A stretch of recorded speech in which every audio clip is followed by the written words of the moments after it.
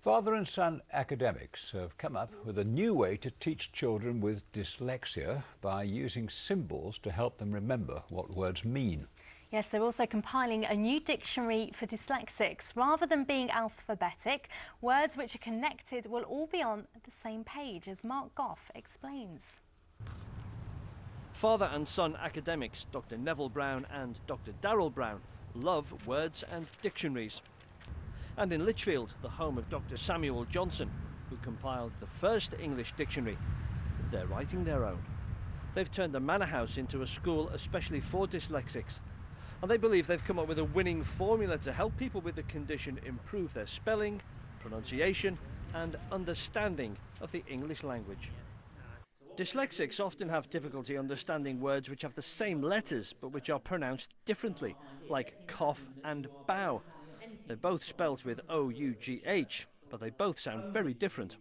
Or this one, V-I-S, pronounced viz when it's in visit, vise when it's in revise, and vis as in revision. At this school, they've come up with symbols to help pupils make sense of it all. Dyslexics' difficulty is matching sound to spelling pattern. What we do here is we use a symbol to represent a meaning. In this case, it's looking at something. So we've got two eyes, hand over them. So when we go and see somebody, look at somebody, we go and visit them.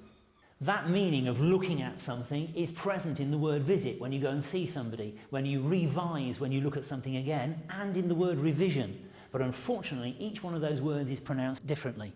For us, it's important to make sure that the pupils know that the meaning of those is the same, the spelling is the same, all those words ought to be learnt together.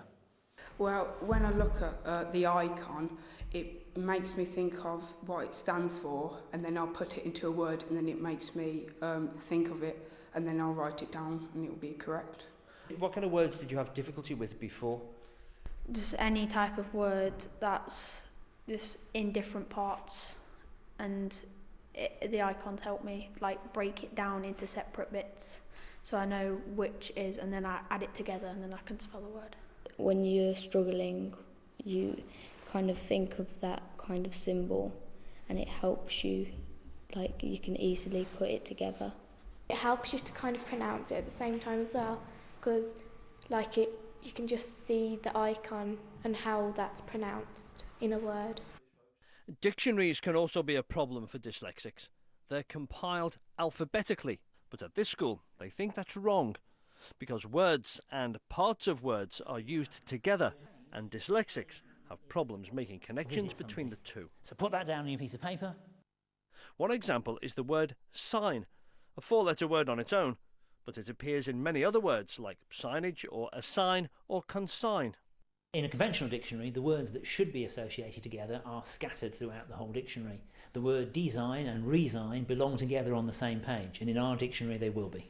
In a conventional dictionary with the alphabetical order, you'll be jumping all over the place trying to find sign and then putting it together with re to make resign and jumping somewhere else.